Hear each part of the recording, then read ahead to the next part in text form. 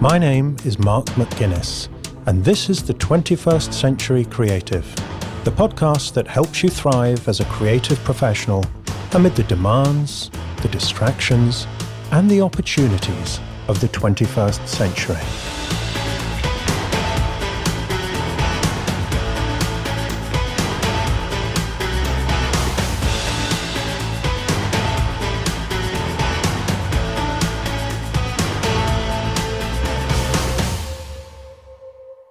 Welcome to episode 6. This week, we are focusing on how to have more creative and productive conversations in your working life. Helping us to do this is Michael Bungay Stanier, a highly creative coach and leadership expert. And during the interview, Michael and I open up some ideas and tips from his latest book, The Coaching Habit. If you're a leader or a creative director, this interview is a treasure trove of inspiration for you. And even if you don't have director or manager on your job title, if you work with other human beings, and if you would like to have better working relationships with them, and if you want to be more influential and achieve better results with your collaborators, then you'll find plenty of useful ideas in Michael's interview. Here at 21st Century Creative Towers, putting the final touches on the interviews for season 1 of the show, and I've already started scheduling guests and planning the content for season 2. That's right. I created season 1 as a prototype to see if there was an appetite for this kind of show among my fellow creatives. Well, judging from the response, I think it's safe to conclude that indeed there is. It's been wonderful hearing so many people from so many different creative industries and so many different countries around the world being so enthusiastic about the show. I'm hearing stories of people listening to this podcast on their commute to work, in the gym, on boats, on planes, on trains, in the car, and while they're working away in their offices and studios. And it's a real privilege to know that the show's a valued companion for you as you go about your working week. So, I've decided to pull the trigger and get going on season 2. That's the road ahead. But before we get too far ahead of ourselves, let's not forget we're only halfway through season 1. There's a lot more to come, there's everything to play for, and it's time to blow the whistle for the start of the second half.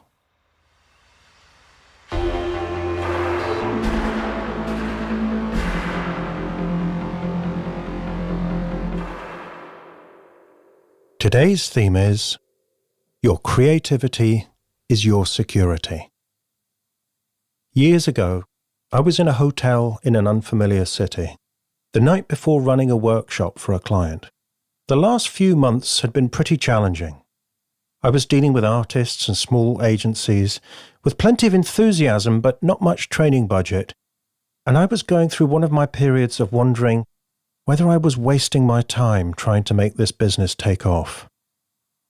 Then the phone rang, and I recognized my friend's name. Let's call him Sam. He was full of excitement and said he had an offer I'd be mad to refuse. A few months ago, he landed a new job in sales, and it was going really well. Now, he said he'd told his boss all about me and my communication skills and persuaded him that I could be a great addition to his team. His boss was keen to meet me. It was a good basic salary, the equivalent of a 6-figure salary in US dollars, plus there were generous bonuses on offer for making sales. Compared to the last couple of years of my business, the money sounded pretty good. Not only that, it was guaranteed money, every month, in the bank. And from what I knew of the work and my previous experience of selling to large businesses, I was pretty confident I could bring in plenty of bonus on top of that. "You'll be a natural here," said Sam. "With the way you can talk to clients, you'll be ahead of me within a few months. If you work hard, that is." "Thanks. I really appreciate you thinking of me," I said. And it was true. He knew I'd been struggling, and he'd obviously pushed the boat out to help me by talking to his boss. Sam sighed. "You're not interested, are you?" "Well, I said, "I'll think about it. I'll let you know when I get back to London." But we both knew I had no choice. There was no way I was prepared to give up on my chosen path. It wasn't just that I'd worked so hard on it, and I was convinced things would improve if I kept going. It was the fact I couldn't imagine any other life. I was a creator. I was on a mission. Giving up on that and getting a job would have felt like admitting defeat. So I knuckled down and got on with my plan. And eventually things did pick up. It took a while before the business was firing on all cylinders, but a lot of it worked out pretty well as I'd planned. The assets I'd created in terms of my blog, my website, my products and mailing list and so on, brought in more and more income. And some wonderful things happened that I could never have predicted back then. A few months after that phone call, I heard from Sam again. The company had been taken over and his boss had been ousted from the board. Sam was seen as his boss's man, so he was fired, in spite of his excellent performance. After talking to Sam and doing my best to cheer him up, I couldn't help thinking about what would have happened to me if I'd taken the sales job. I'd have been out on my ear within 6 months of closing my business and announcing my decision to all my clients. It would have been really hard to start the whole thing up again after that. It felt like a lucky escape. The thing is, the steady job that had been dangled in front of me looked more secure than running my own show, but in fact, it wasn't. Because if your sole source of income is your employer, there is a single point of failure in your career: your employer. If they deem you surplus to requirements, then you're out. And the older you get, the more risky this becomes, because it's harder to get back into the job market when you're competing against younger people who look, to a lot of employers, like a cheaper and more up-to-date option. But if you're running your own show and you're building the kind of creative assets we talked about last week, such as a portfolio of amazing work, a network of professional contacts, a popular website, a mailing list of people keen to hear from you, a range of your own products, or a unique and valuable service offering, then it takes multiple points of failure to bring your career to a halt. So you're in a far more secure position. And this doesn't just apply to freelancers and business owners. If you're an employee, there's nothing to stop you creating your own assets in your own time for career advancement as well as creative fulfillment. I know several people who landed better jobs when their blogs attracted inquiries from companies eager to hire them, and the hiring process was much more of an even playing field. One person said, "The meetings didn't feel at all like an interview. It was much more of a conversation about whether we were a good fit and what we could do together." So, your creativity is your security. The more assets you have, the more money, connections, and opportunities will flow to you, and the easier it will be to ride out the storms ahead. So the more imaginative, innovative, and persistent you are in creating valuable assets, the more secure you will be over the long term. And the good news, as I said last week, is that you can create the assets you want out of thin air. The world of creative assets is a meritocracy. None of us are born with silver spoons in our mouths or best-selling albums or novels in our back catalogue. But there are no guarantees. Creating assets is an exciting idea, but what if nobody wants to read your novel? What if your product launch is a flop? What if no one wants to option your movie script, or buy your art prints, or listen to your music? Well, that will suck. And there's no way to avoid it. There are no sure things when it comes to creativity. There's always a risk that a particular project will fail. It's entirely possible that a day will come when you'll look back on your efforts to create a particular asset, a particular project, and it will feel like a complete waste of time. Note my choice of words. It may feel like a complete waste of time, but it won't be. Because even if you write a book and it fails, you still wrote a book, and you learned a lot in the process. Even if you create a product or launch a business, and it's a total financial disaster, you will have first-hand experience of what it takes to build and launch something from scratch.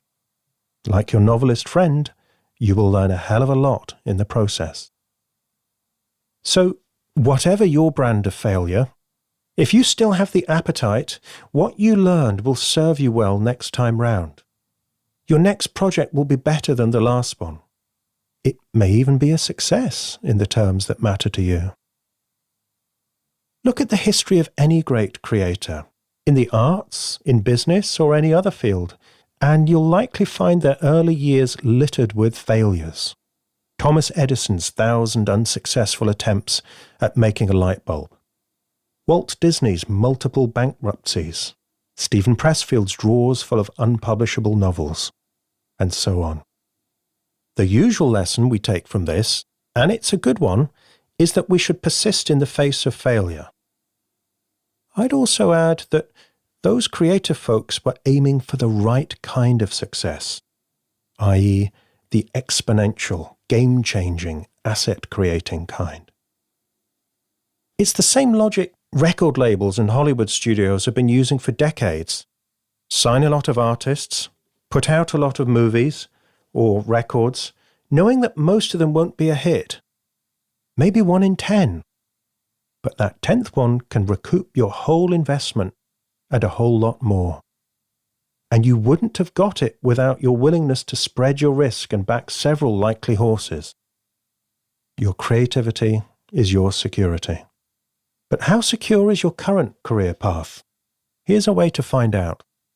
Firstly, make a list of all the points of failure, i.e., the areas where things could go wrong and threaten your job security if you're an employee, or the viability of your business if you're self-employed. So if you're employed, and your income is totally dependent on that employer who could terminate your employment, then you have a single point of failure. If you're a freelancer and you have 1 or 2 clients who are responsible for most of your income, you have 1 or 2 points of failure.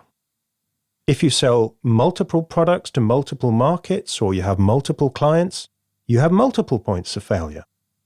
Now, think about what assets you can create that will make you more secure by multiplying your points of failure. So just to recap briefly the kind of assets we looked at last week, firstly there's your portfolio, your actual creative work, your social assets like a network, an audience, or a brand, association with other prestigious brands, prizes and awards that you've won that boost your reputation, online assets like a website, a blog, podcast, a YouTube channel, and so on, intellectual property assets like the copyright in your works, and business assets like your product range or your company itself. Now, to help you with this part, I've listed all these types of asset in the show notes, so just go to 21stcenturycreative.fm/6. Once you've reviewed the list, decide on the kind of asset that you want to create next. So, for example, if you're a small business with one big distributor for your products, you might think about creating another product range and selling via other distributors, or direct from your own website. If you rely on Google Ads for finding new customers, you might start building an email list so you can communicate with them over the long term and generate repeat business that way.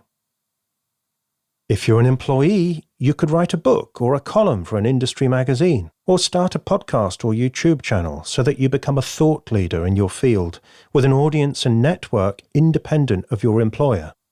So if your job disappears, or you just don't like it that much, it's easier to find new opportunities. So this week it's all about deciding what asset you're going to create. Next week, I'm going to look at the question of how to carve out time for creating these assets in the middle of everything else that you have to do.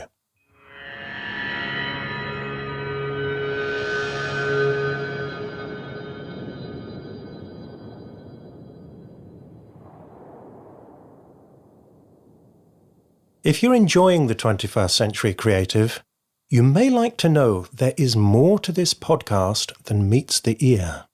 To help you succeed in your creative career or business, I've created an in-depth program, the 21st Century Creative Foundation course. It covers the personal and professional skills you'll need to succeed as a creative professional in the 21st century. In other words, the stuff they probably didn't teach you at art school, on your creative writing masters, or wherever else you learned your craft. Things like how to manage your time, how to communicate your ideas, how to handle difficult conversations, how to close a sale, how to deal with money, how to grow your network, and how to attract an audience for your work. Altogether, there are 26 lessons in the course, full of practical advice, plus a worksheet for each one to help you put the ideas into practice. And I'm giving you the entire course for free. In case you can't quite believe your ears, go to 21stcenturycreative.fm/free course and see for yourself. When you get there, you can sign up with just an email address and you'll get your first lesson right away. By the way, the course has already been taken by over 11,000 students. And on the sign-up page, you'll see lots of testimonials from other creatives whose lives and careers have been changed by the course. You can join them right now for free by going to 21stcenturycreative.fm/free course.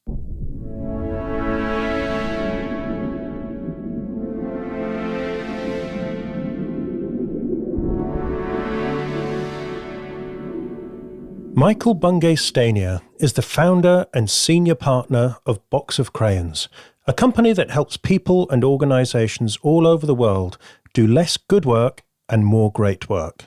Box of Crayons is best known for its coaching programs that give busy managers the tools to coach in just 10 minutes or less. Michael was named the first Canadian Coach of the Year, which he likes to say is pretty good for an Australian. He was recently named the number 2 coaching guru in the world, and he's been on my own radar as a coach for a number of years as one of the really creative thought leaders in my profession. He's written a number of books, the latest of which is The Coaching Habit, a guide to coaching skills for managers, leaders, and anyone else who has responsibility for developing a team of people and getting the best out of them at work. I'm particularly grateful to Michael for writing this book, as a large part of my own work over the years has been helping managers and leaders and creative directors to be better coaches for their teams. But I've never managed to articulate the case for coaching as clearly and persuasively as Michael does in this book. So this is one of the books I regularly buy for my coaching clients, and it really lights them up. Michael is great at boiling down a complex skill set into simple principles that you can apply in your work right away. And you can see this in the subtitle of the book. Say less, ask more, and change the way you lead forever. One more thing before we plunge into the conversation. If you're listening to this and thinking, well, I'm not a manager, this one won't really apply to me, then think again.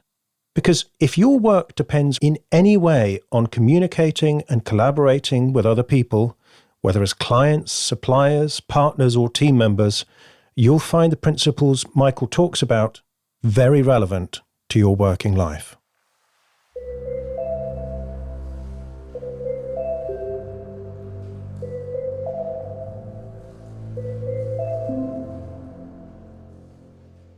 Let's start right at the beginning. I'm curious about what drew you to coaching in the first place. Yeah, it started really quite young, and I wouldn't have called it coaching then because that kind of language didn't exist. But when I was a teenager, I spent a fair amount of time with my angsty teenage friends talking about their angsty teenage life. And what was kind of obvious, certainly now, is that I was always pretty good at listening to them and asking questions and kind of being present and all of that sort of good stuff.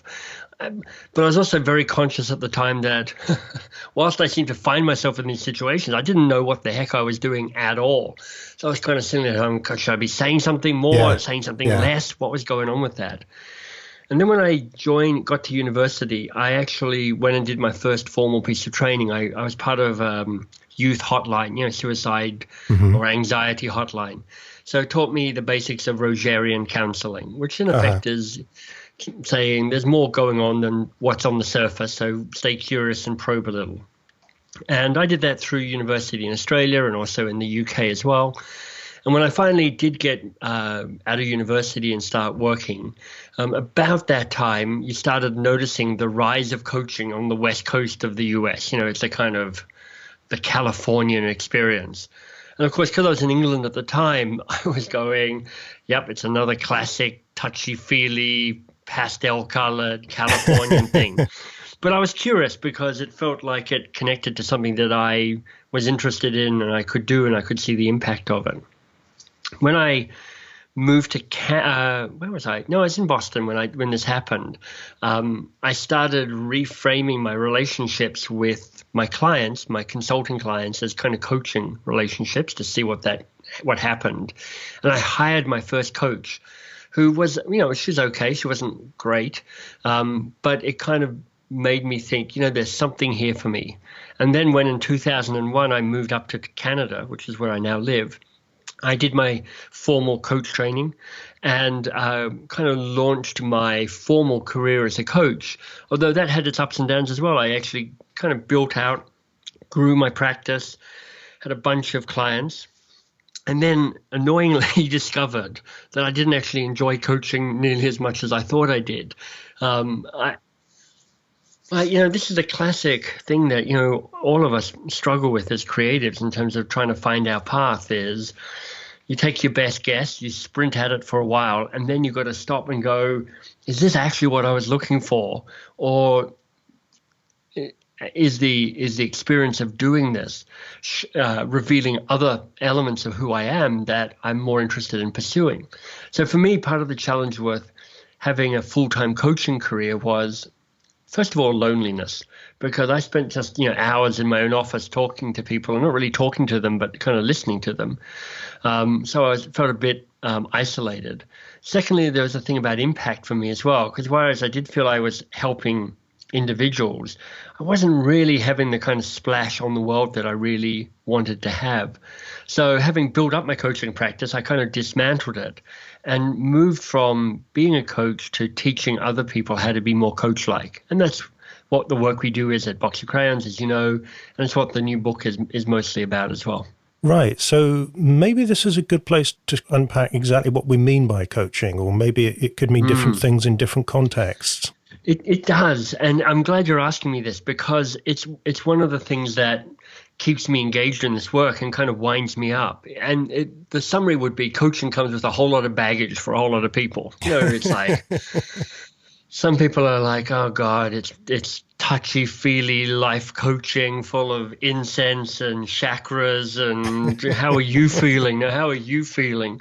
And I'm being parodic here, but people get what I mean. Some people, it's like executive coaching, which is like, whip me even harder and faster to get me to the next level of success. Some people, it's kind of conflated with therapy. So it's lie down on a couch and kind of moan about things. And the truth is all of those have some real benefits. There's some real goodness in all aspects of that. But I would love to make coaching feel a more normal, more everyday way of just showing up with people. In fact, one of the kind of critical moments of my career, one of those peak moments of my career was the very, very first book I wrote. This is probably, I can't remember, let's say 10 years ago now.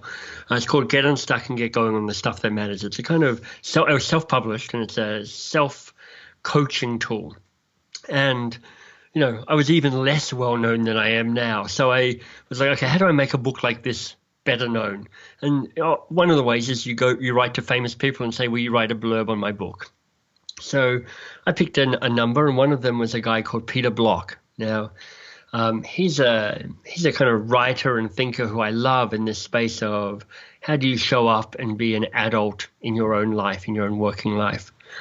And when Peter got this book, he actually wrote a blurb for it, which was remarkable because he's kind of got a reputation of being a slightly grumpy old dude who doesn't do things like that. But he was kind enough to do it for me. And he said, look, coaching is not a profession. It's a way of being with each other. And even now, that just rings so true for me, which is, how do you show up and be with people in a slightly different way? And this is, I think, is why this is going to resonate with the folks who are listening into this podcast. The way I now think about coaching, as what it is as a behavior, is how do you stay curious just a little bit longer? How do you rush to action and advice just a little bit slower? And even though I know we're talking to people who would self-identify as creatives, and so they get the importance of this curiosity piece, I'm still going to say that not only in the work that you do, but in the way that you interact and manage people, not just direct reports if you happen to have those, but with your partners, your vendors, your clients, we tend to rush to action and advice just a little bit too quickly. I think you're absolutely spot on there, Michael. And I've actually sent this book to clients, who are managers and leaders and creative directors, but also ones who are not, but they have clients of their own. And they have business partners and they have collaborators, and suppliers. And because it's really about, like you say, it's a way of being with people where, if you like, you press pause on your own agenda just a little bit longer than maybe you feel comfortable with, long enough to get into their world and to really connect with them. So I love that, that definition of it as a way of being. And it's not just getting into their world, that's such an important part of it. It's figuring out how best to serve that other person. And we're all pretty thoroughly trained that the best way to help other people out is to tell them what to do. But the irony is that most of us don't like being told what to do. Most of us have found that when we're trying to tell other people what to do, it doesn't work that well. And even though when you're in that position of giving somebody the help, the advice, the guidance, it feels pretty good because you're the smart one, you're in control, you know where this conversation is going. It doesn't actually have that much impact much of the time. I mean, I'm not saying never give advice at all. I'm just saying, can we slow down the rush to giving advice?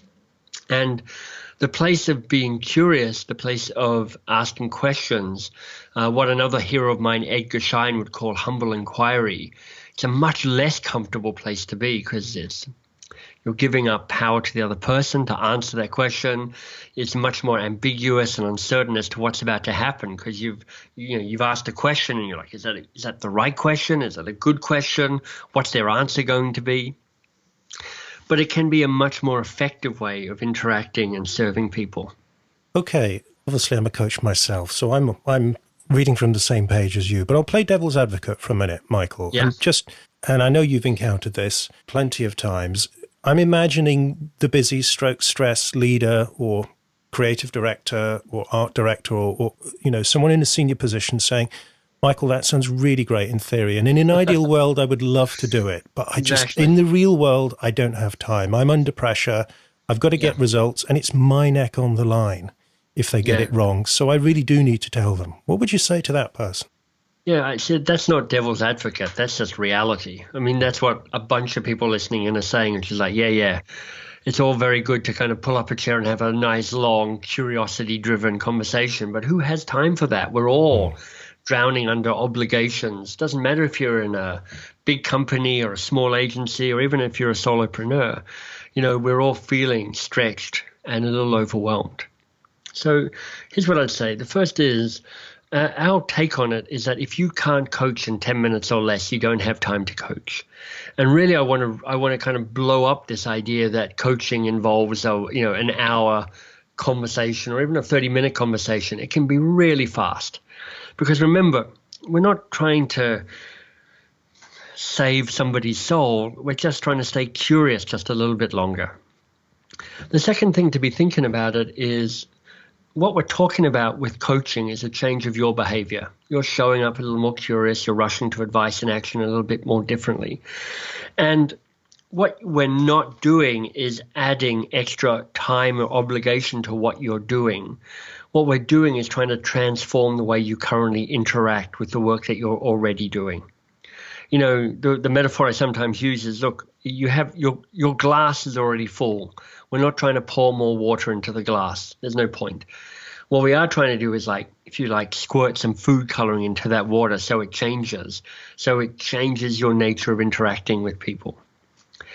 And it is true that asking some questions can take a little longer than just telling the person what to do. However, it's also true that when you just tell the person what to do, you're building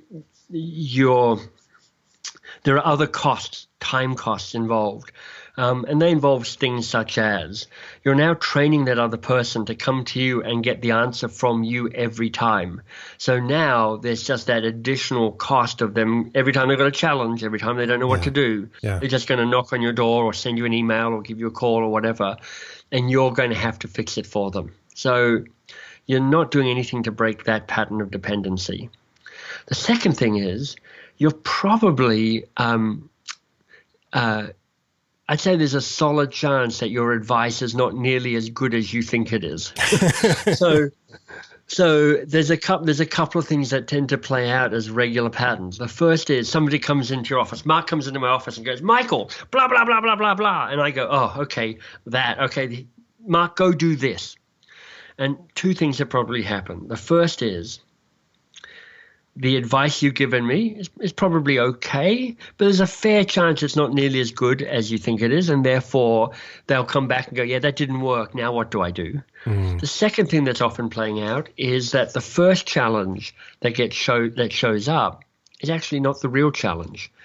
And, I know there's a bunch of creatives listening to this podcast right now who are nodding their head because the very nature of creativity is a willing to wrestle with the challenge. And although we all know that in theory, often in our day-to-day behavior, it doesn't quite play out like that. So there is a good chance that you're now providing a solution to the wrong challenge. So how this all adds up is you're now providing slightly crappy advice to solve the wrong problem. And if you think that's the most efficient way of working, I'm going to say you're wrong. Okay, so what's the alternative? Suppose I rush into your office.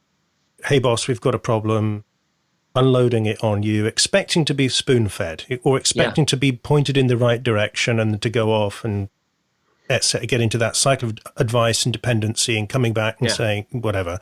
What are you going to be doing instead in this new way of being? In this new world. Yeah. Well, so the simplest answer is you're going to ask a few questions before you offer up the advice.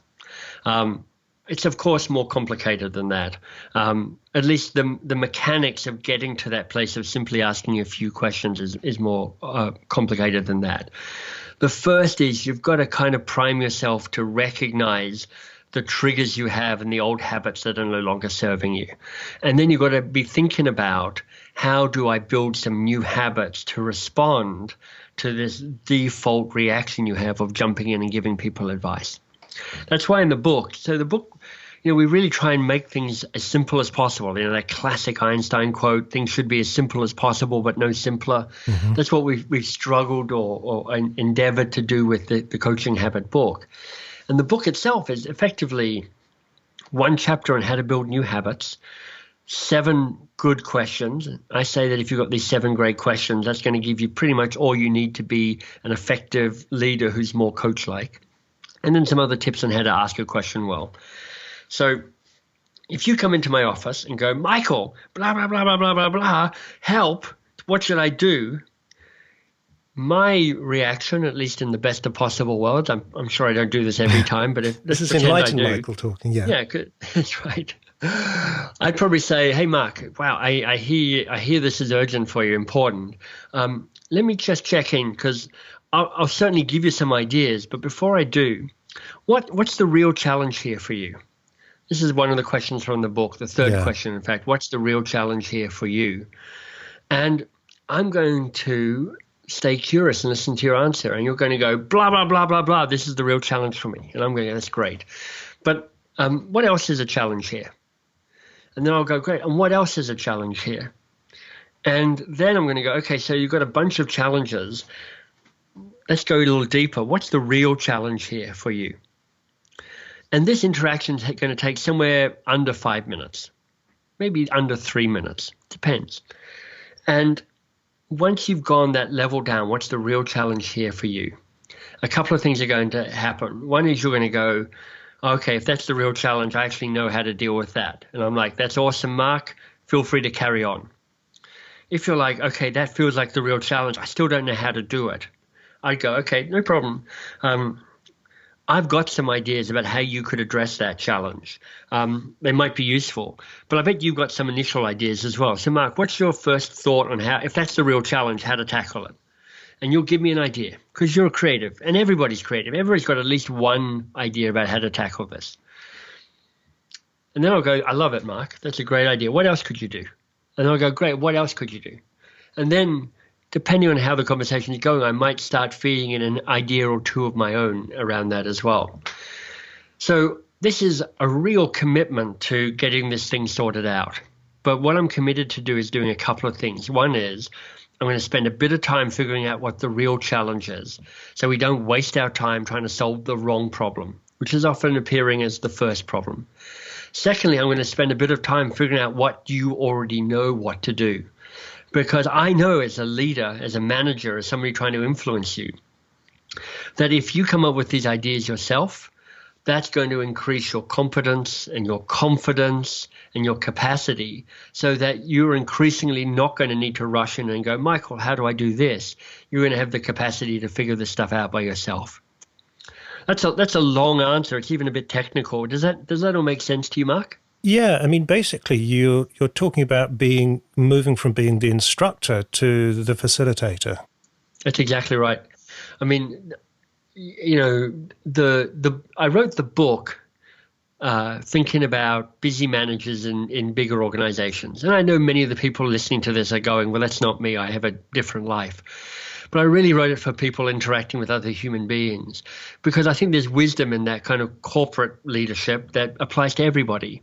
And in fact, I was with a guy called Alan Mullally the other day, and I'm casually name dropping that because Alan Mullally was the former CEO of Ford, first outsider coming in to run Ford, was basically presented with the problem of we're losing $17 billion this year. You have to sort that out. And he, and with quite an inbox. People, exactly. But what's so brilliant about him is how kind of normal and humble and down to earth he was. Secondly, his whole thing was, my role as a leader is to delegate and to facilitate.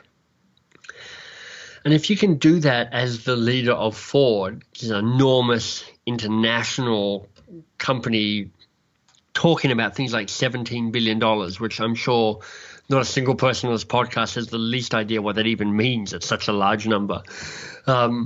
Then it's something that all of us can do in our lives. And that's what I'm just trying to do, is just trying to amp up the facilitatoriness of that conversation at all, knowing that you can do it in a really fast and efficient way. Yeah, and I would encourage people, the way Michael talks through it, it sounds quite easy and smooth, and the way he does it, I'm sure will be that. And, you're right, Michael, it is a complex set of skills, but one thing I really love about the book, and is just the bold simplicity you've got of these 7 questions. We can get a handle on the 7 questions, and if you go through, you read the questions, they're all really, really good questions. Right. If you can get a handle on these, they will give you, it's a bit like the 80-20. You will get so much more leverage and so much more impact in conversations just using these simple, disarmingly simple 7 questions. So if it feels a bit overwhelming, then Michael does boil it down. I mean, how did you come about this idea? Because I've not seen it done quite like that before. Well, it's a great creating story that probably resonates with the folks listening in, because this book, which I do think has an elegance and a simplicity and a beauty to it, because I care about all of those things. I care about the design and the feel of it. It was a book that almost killed me. And I know everybody listening in has had that moment. Yeah, has had that moment where the work they've been doing, people go, oh yeah, that's good. I like it. It's nice and simple. And the iterations you've had to go to get from one side of complexity through complexity and out onto the other side of complexity. So I actually wrote 4 full versions of this book, all of which vaguely sucked. all of which I was Right. trying to pitch to my New York editor. They kind of were both wise and stupid. They were wise because they said this isn't a very good version of the book, which is true. They were stupid because they didn't see what I was trying to get to and help me with that. So I actually ended up self-publishing that book, which is another story. But, Mark, I started off and I'm like, here's the 163 questions that I think are awesome. And then I was like, okay, that's a terrible book. And then I'm like, here's every single thing I've ever thought about coaching. And I'm like, oh, wow, there's 163 chapters of that as well. And that's also a terrible book. And then I'm like, here's the one question. And I'm like, okay, that's too simple. Yeah. And honestly, it was back and forth and various iterations that finally got me to land on these 7 questions. And then it was framed with the goal to write the shortest possible book I could. Because, it's a self-help book. It's a business book. And I read a lot of those. And I think most of them are pretty awful. I mean, just not even awful, just kind of thoroughly mediocre. And in part, that's because they feel bloated. That whole, let me tell you a tired old story that everybody's already heard before. In the business world, the classic is, let me tell you a story about Southwest Airlines. I'm like, it's a great story. And it was a great story 20 years ago when it got told. Why are we still trotting out that same tired old meme? So I can't even remember what your question was, but there's my answer. Well, it was about the 7 questions, Right. and I think we've got, and I love the fact that you went to such extremes. 1 question, 163, and you arrived at obviously a magical number, which is great. I mean, I spend a lot of time. Part of the way I write books is I've got to get the structure right before you can start filling in the content.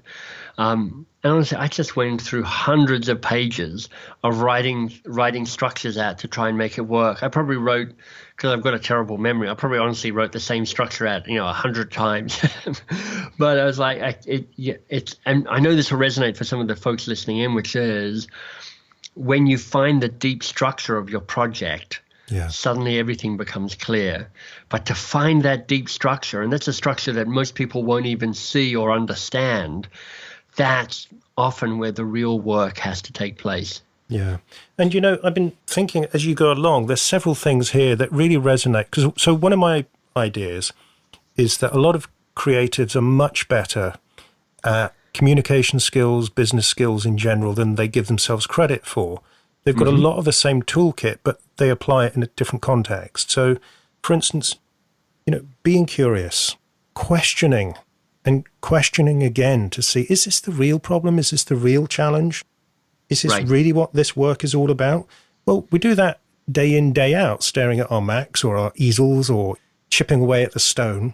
And it's that same patience and persistence and questioning and looking again. You just simply apply that to the people around you.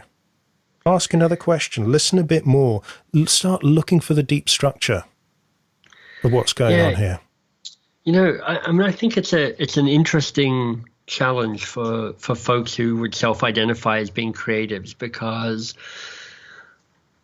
and this is just me guessing, but my guess is that for many people, that ability to ferret out a problem and come up with interesting solutions and opportunities and possibilities is something that has become, if you like, unconscious knowing. They just kind of do it automatically. Yeah.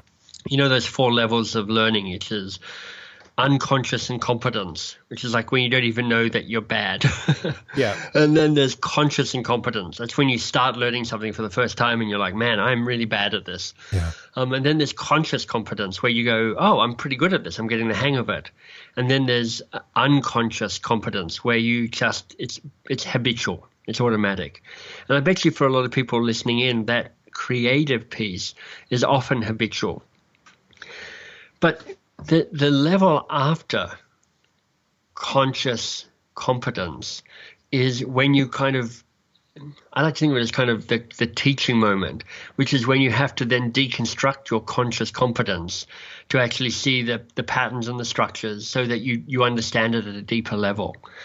And my guess is that these disciplines of conscious competence that so many people listening to this podcast have could actually be even more powerful if they went to that next level, which is how do I now more thoughtfully, more mindfully apply these tools, not just in my day-to-day creative work, but in that as well, but also in the way that I interact and work with other people.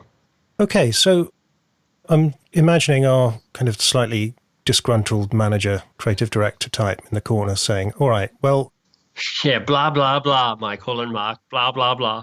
Well, maybe there is something here. Maybe I could do it in 10 minutes or less. Maybe I could ask a question. Maybe I could learn to do these 7 questions. And I can see why that would benefit my team. I could see why they would love it because they're getting the benefit of my coaching. And I guess I can see why that would benefit my company because, this team's more motivated and creative and so on. But what about me? What's it going to do for me? When I'm really up against it and I'm feeling overwhelmed, what does coaching offer me that I couldn't get by just doing it the quicker, easier, more traditional route? The first thing to say is coaching is not always the answer. So there are going to be times when you just doing it is the right solution to this. Let's not pretend that coaching replaces everything that's gone before. What it is, though, is for almost everybody an underutilized leadership skill. And by leadership, I mean interacting with other human beings.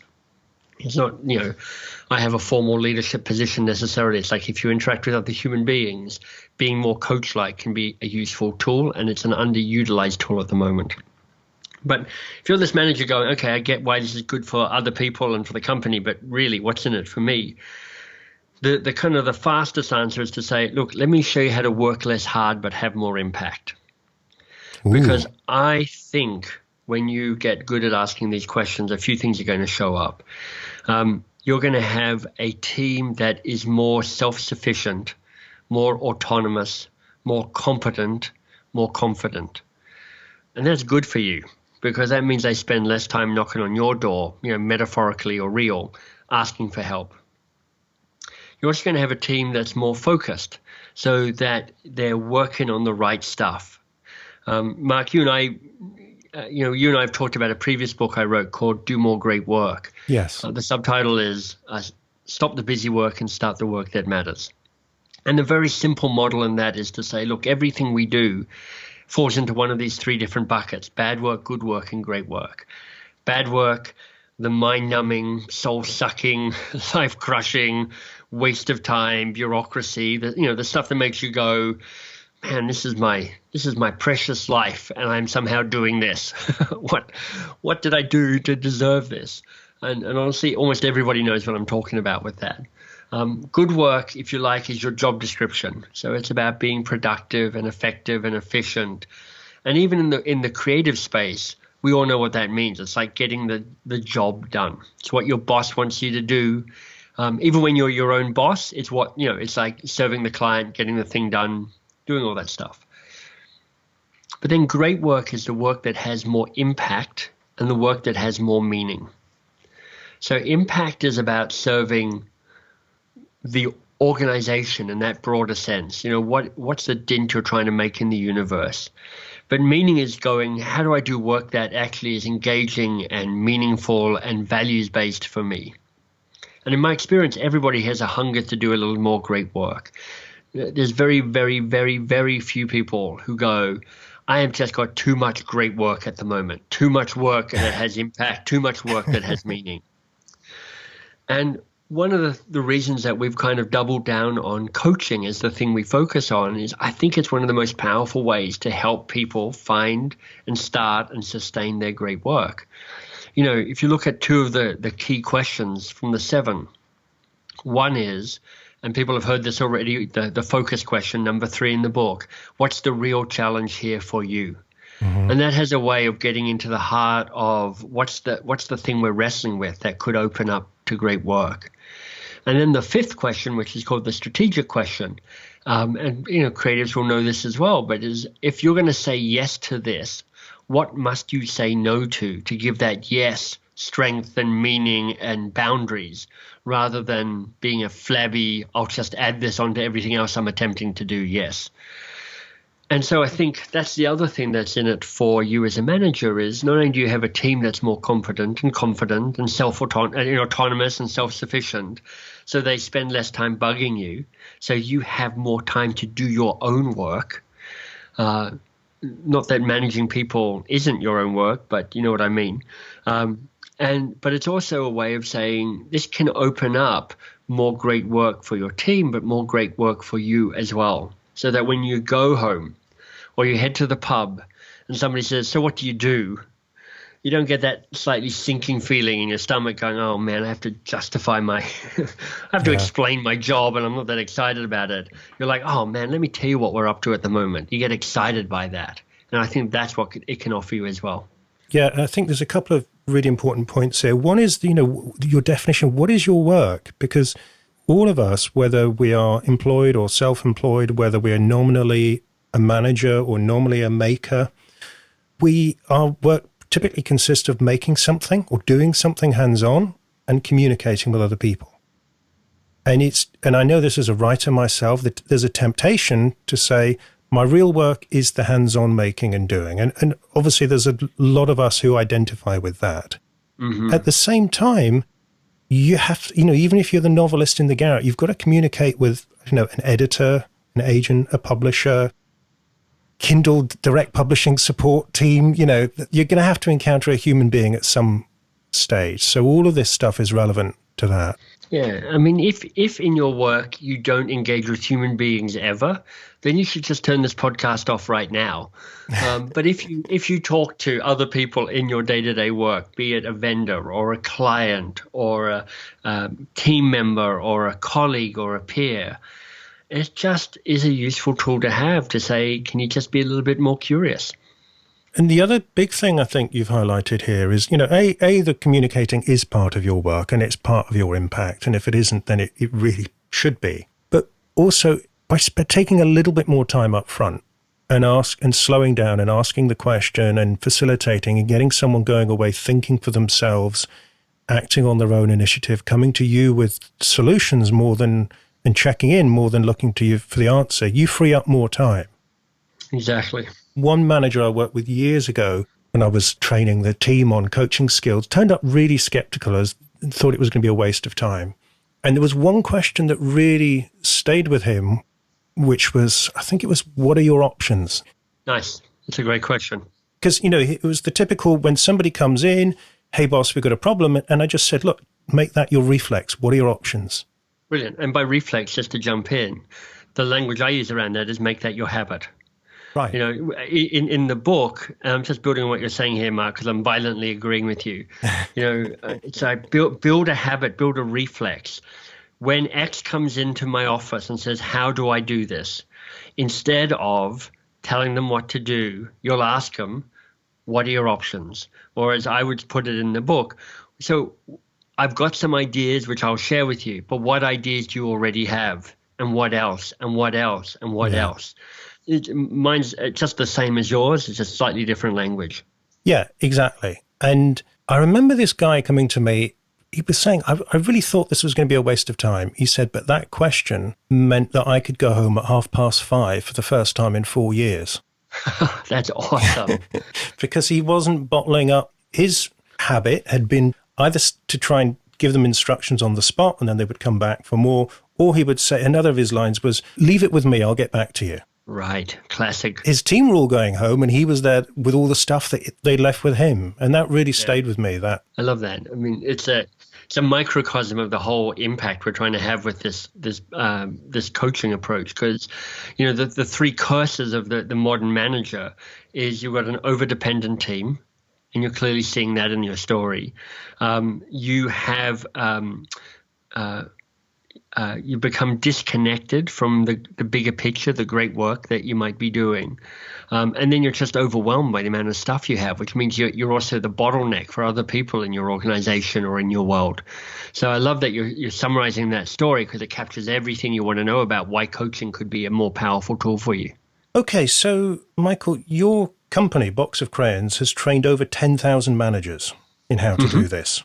Probably over 20,000 now, I'm going to guess. Okay, but yeah, I'm just going through the book blurb, right? A lot. Exactly. Okay, so you've had time and your team has had time to see a lot of people up close struggling with this day in, day out, the ones who succeed, the ones who carry on struggling. So what would you say is the biggest difference between the ones who struggle to put it into practice or keep thinking it's a great idea in theory, I just can't do it in reality, as opposed to the ones who have the light bulb moment, who go away, who build the coaching habit and who reap the benefits? What's the biggest difference you've seen? Well, obviously, the people who take my advice live a life of complete happiness and fulfillment, and everybody else lives a dark, miserable existence. But apart from that, I mean, there's typically a bell curve, Mark, in how people show up and when they go through our training. And at the top of the bell curve, you tend to have the people who completely drink the Kool-Aid. They love it. They're like, oh my God, I kind of was doing this anyway, and now they've given me these tools. I see the light. This is going to be fantastic. And honestly, you don't have to do anything with them other than just to say, go for it. And at the bottom end of the bell curve, there are the people who just don't get it. Sometimes it's because they're cynics and they've kind of like long ago decided that this stuff is a bunch of hogwash and I'm not going to try anything new.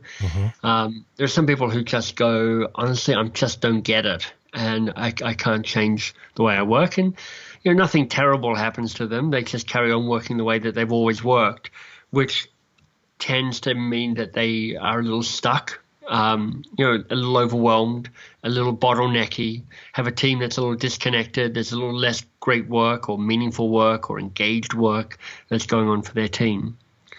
And then a majority of people are probably in the middle, and I'd use the word that you used earlier, which is they're skeptical. In part because they've been to 1,000 training courses before, most of which sucked badly. So they're like, oh man, this is half a day of my life I'm never going to get back again. Yeah, that's at least 80 emails in the hole. It's funny when you ask at the start, what would you like to get out of this training, and people go, I just love one or two minor tactic I can take away. I'm like, I love it that the bar is so low. Yeah. You're like, honestly, you're hoping to get one or two small things after 4 hours of training. I mean, why don't you just listen to a 20-minute podcast? You're going to get at least that. And so with the skeptics, they're the people who are going, I would love this to work, but it probably won't. So when you can deliver a training that actually feels practical and useful and not patronizing and not kind of tedious and not somebody monologuing from the front of the room with overly stuffed PowerPoint slides, you actually find a bunch of people get quite excited about this. And because we put so much weight on practicing it so people can actually feel the experience and see the impact, people tend to walk away going, this has already cracked open a challenge that I've been having. I've already, at lunchtime, I was on the phone to somebody and I tried one of the questions and it made a difference to the phone call. So you really hope that they're going to do that difficult thing about changing their behavior, because the way I think of this coaching stuff is that it is simple, it's easy, but difficult. Because honestly, it's easy. Because let me tell you how easy it is. You ask a few more questions and you give a little less advice. So when somebody comes to you, rather than telling them what to do, ask a question. Right? That's easy. It's difficult. I'm sorry. The right language is that's simple. Right? That is not a complicated response. Yeah. So I have 3 questions, ask them more often. However, it is difficult because you have a lifetime of practice of telling people what to do. You operate in a system where you telling people what to do is the expected result by you, by them, by everybody else. So actually looking to shift your behavior is always hard. And that's why we put so much emphasis on the habit building thing right in the first chapter. Because if you don't understand how to build a good habit, you don't really understand the mechanisms of changing your behavior, or at least significantly increasing your odds that you're successfully going to change your behavior. Right, and you've kind of got 2 books rolled into one here. You've got the how to coach, but then you've got how to get yourself to coach at the beginning, and how to build a habit, which you could really use for lots of other things. Oh, well, you can. I mean, that first chapter, which I'm pretty sure you can just get for free off the website. The website's thecoachinghabit.com. And I'm almost 100% sure you can just download this first chapter. So if you're curious, just go and pillage the website there. Okay, let's see if we can get a link for that. I'll put it in the show notes. Yeah, that would be fantastic. Thank you. Yes, this basic science of building a habit is something that goes way beyond just coaching. It's like everything you do can be focused on that. And Mark, there's a lot of good information out there about habit building. I'll give people a few resources if they want to go beyond just that first chapter of the coaching habit book. Great. You know what? Actually, let me give people a summary resource. This is also on thecoachinghabit.com, and it's called something like the 6.5 Coaching Gurus, or maybe it's the 6.5 Habit Gurus, I think we called it. Okay. And I basically write a summary of the 6 thinkers that influenced my thinking most. They include Charles Duhigg, who wrote The Power of Habit, which is one of the seminal books around this. Leo Babauta, who his website is called zenhabits.net. It's fantastic. He's got a book of the same name. BJ Fogg, he's got a great website called tinyhabits.com. And there are others as well. But again, this is just a free download on thecoachinghabit.com. It's called, I'm pretty sure it's called either the 5.5 or the 6.5 Habit or Coaching Gurus. Okay, well, we'll make sure we've got the link up in the show notes so people can get that nice and easily. And for everybody listening in, here's a key way of not doing upselling to people when you're the guest on a podcast. You should know at least the title of what you're encouraging people to read. Well, I don't know. Maybe it makes people more curious. Maybe. All right. So last thing, and I know that this is going to be right up your street, Michael. Yeah. This is a coaching podcast. So this is about getting people not just to listen to great ideas and to understand them, but actually to start applying them in their own lives. And so every week I'm asking my guest to set a creative challenge to our listeners that they can complete between today, which is Monday, and Friday at midnight. And they're going to come and they're going to leave a comment on the post on the, where the episode is, and report back on progress. So, Michael, what is your challenge? All right, I'm going to give people a choice, 2 challenges. The first one is the simplest one, and it's basically to take one of the questions from the book and to ask it at least 2 times between now and Friday. And that question is the second question in the book. We call it the best coaching question in the world. And that question is simply, and what else? The reason why and what else is such a powerful question is that a person's first answer to your question is never their only answer, and it's rarely their best answer. So the challenge for you is that when you engage in a conversation and you ask a question or you get a response somehow, rather than taking that first response as being the answer and the only answer, ask them, and what else? So that's a pretty simple challenge. Very simple, very clear. Ask and what else at least twice between now and Friday. The second challenge is takes a little more work. And I'm actually going to take you through a series of 4 questions right now. We're going to role model. I'm going to put Mark on the spot and get him to do it with us. Oh, goody. If you want, as you listen on, you could actually work through this and type your response or write down your responses even as we do this. If you like this challenge, you might want to just come back to this podcast recording later on if it's not handy for you to do the work now, and work through it kind of with me as a kind of virtual coach for you, if you like. And it's a combination of questions that I think can be really powerful to help you get closer to what the real challenge might be. And we talked a little bit about this already in the podcast, but let's really bring this to life.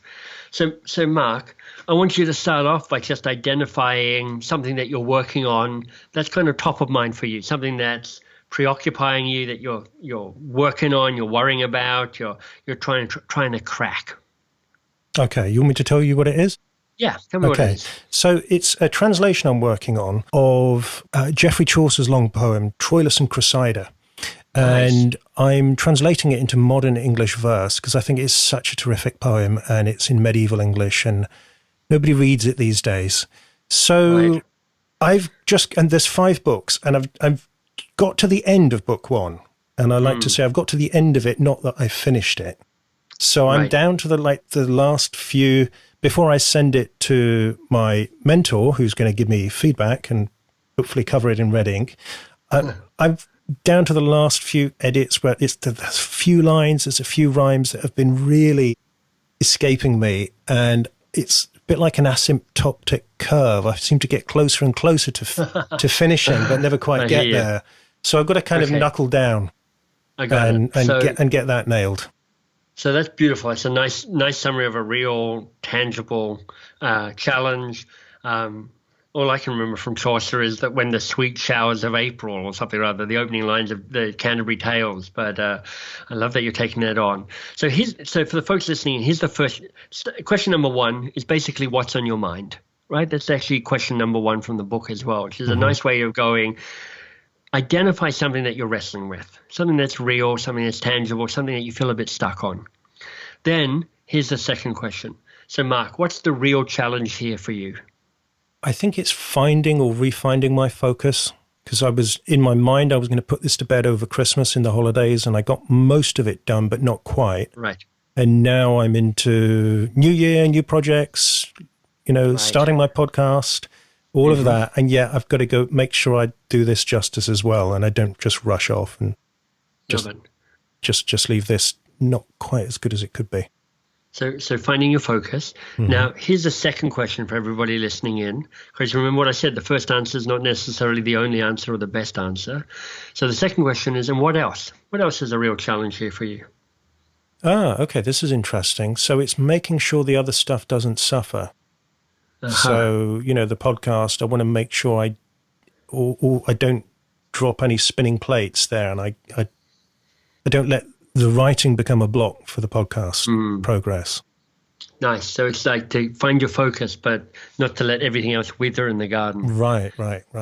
All right. So that's so we've had three questions now. What's on your mind? So what's the real challenge here for you? And what else? So here's the next question. And what else? What else is a real challenge in all of this for you?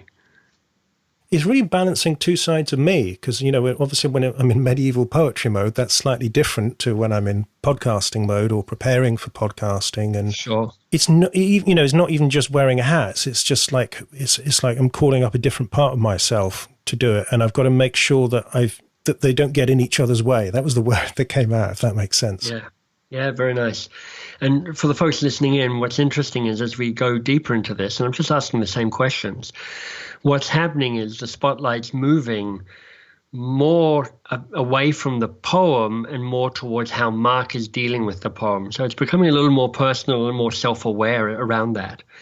So the final question to ask in this pattern, and this is the challenge for people to walk through these five questions, is to ask again, okay, so with all of this insight brewing, what's the real challenge here for you? To do justice to the poet and manage around that for the time being, because it won't take long to really get it to the point that I want to get it to. Yeah. And then I can really push off into podcast land and have fun with that. So, Mark, thank you for role modeling that so beautifully. And what I hope people saw or heard is where we started, which was to find focus, changed into do true justice for the poem. And it's quite a different place. I mean, it's related, but it's different. And what's great about kind of Mark landing on that is my guess is he actually already knows what needs to be done to do justice to the poem. I mean, let me check in with you, Mark. Does that feel fair? Yeah, and it will be a feeling. I'll be able to look at it and think, yeah, okay, you're good to go. And can I just share a little, Michael? Because I think the experience I had there was in microcosm what you've been talking about. Because when you mentioned that, I went in. You said, "Well, what's front of mind?" And it was the stress of having to do this and having to do that. So it was kind of the busy productivity stress that we're all familiar with. But what you did, the questions, it really just took me down into myself, and it became much more, it just allowed me to slow down. Right. And me to get some clarity. And you were right. It was much more of a felt response at the end. When you asked for what was front of mind, it was kind of, frontal lobes. Yeah. But actually by the end, you'd got me to a place that I was much surer of my footing going forward. Yeah, and for me, a couple of things. One is it felt a reconnection to great work, which is doing justice to the poem, rather than good work, which is getting everything done. Yeah. And secondly, I just want to point out that it took us 3 minutes to have that conversation. So for those going, I don't have time for this stuff. Yeah. Part of the discipline is find some questions, ask them once, shut up and listen. Yeah. And having, it's a very simple structure. What's on your mind? Okay, so what's the real challenge here for you? Okay, and what else? Okay, and what else? Okay, so what's the real challenge here for you? And that's the creative challenge I want to put out to people. Walk through that process and see what shows up. Great. And Michael, thank you. That is such a great thing to put out there. I would really invite you all to go away and play with this and report back to us. Like I say, I'll just immediately after the interview, I'll give you the instructions on how the challenge works. And Michael's been kind enough to give us 3 copies of the Coaching Habit. So what we'll do is we'll pick 3 commenters at random. This isn't we're not going to be judging the competition. We'll just, people who take part, everyone's got an equal chance to win a copy of the Coaching Habit by Michael, which I have to say is, I read it in a morning and then I went back and reread it the next morning. And it's one that I've dipped into, and I send it to clients and they go, oh, at last I get this stuff. It's nice and clear. So Michael, where can people go to find the book and also to find you and Box of Crayons on the web? Sure. Thanks for asking. So you've heard where you can find stuff about the book, thecoachinghabit.com. That opens up a ton of resources for you to grab if you want, and also links to Amazon and all that other good stuff. So thecoachinghabit.com. If you want information about our organization and the programs we run them not really for individuals, but organizations buy our programs and we come in and deliver them for those orgs. Boxofcrayons.biz, B-I-Z or B-I-Z if you happen to be in the US. And I'm on Twitter at Box of Crayons and LinkedIn. I'm the only Michael Bungay Stanier there. Really? I know, who'd have thought?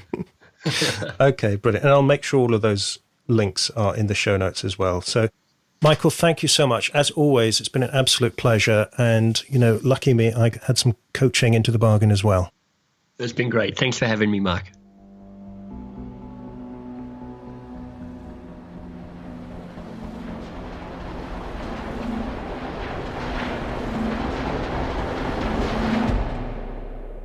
In just one moment, I'll tell you how you can take part in this week's Creative Challenge. But before that, I'd like to ask you to do one small thing that will make a really big difference to the show. And that's to pop along to iTunes and press the little purple subscribe button. And if you're really feeling full of enthusiasm for the 21st Century Creative, maybe you could leave a brief review explaining why you like the show. The reason for this is that it wakes up the little gremlins inside the iTunes store. Because there's so many shows, the gremlins can't be expected to figure out which ones are good and which ones will appeal to this person or that person. Plus, they're gremlins. They don't have your good taste and discernment. So they're relying on you to press the subscribe button, to leave a review or a rating, because that lets them know that this kind of show is the kind of show that appeals to this kind of person. In other words, other people of creativity, good taste, and discernment. And the gremlins will put the show in front of them, and more people will discover it, they will benefit, and critically, the gremlins can knock off work early. So please, consider the gremlins. Press the magic subscribe button. Leave them a review.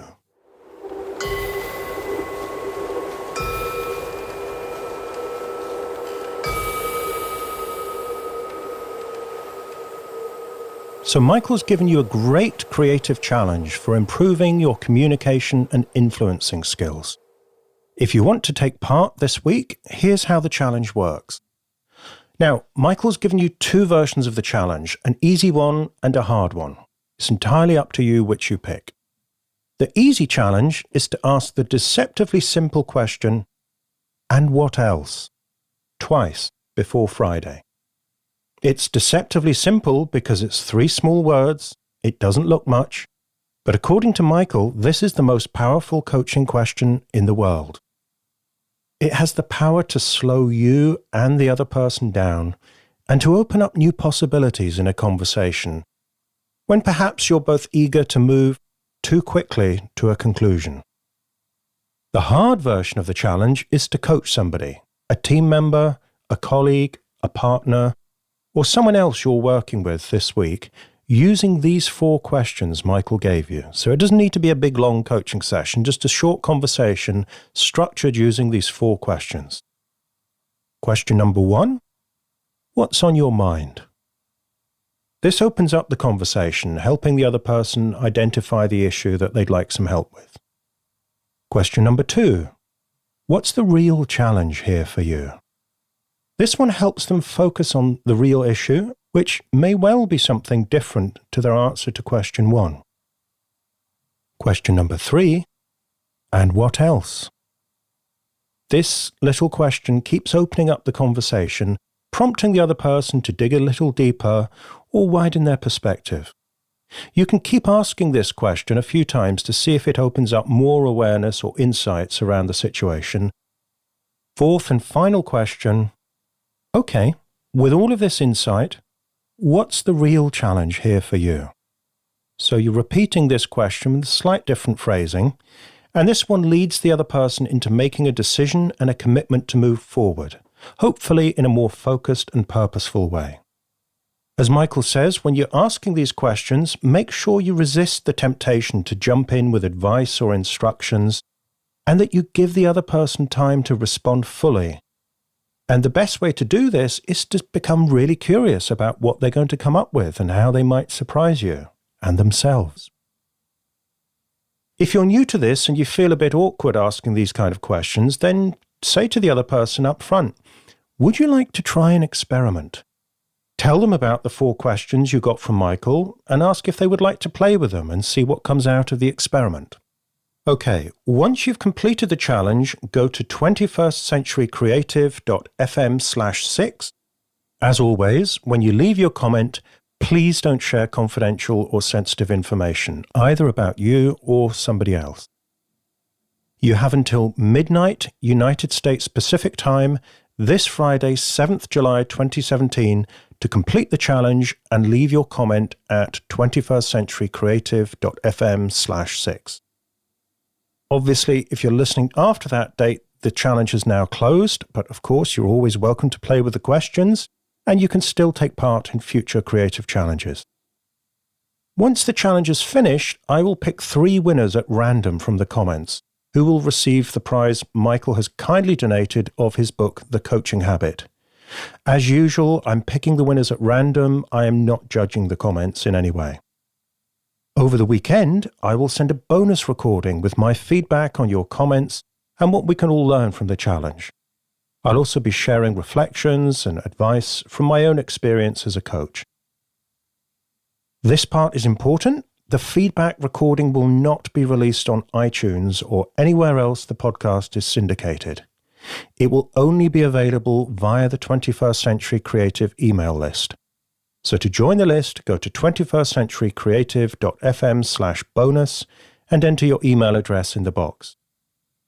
Not only will you get the feedback recordings for every creative challenge, you'll also get the 21st Century Creative Foundation course, a free, in-depth course to help you succeed as a creative professional. Okay, that's it for this week's challenge. You'll also find these instructions at 21stcenturycreative.fm/6.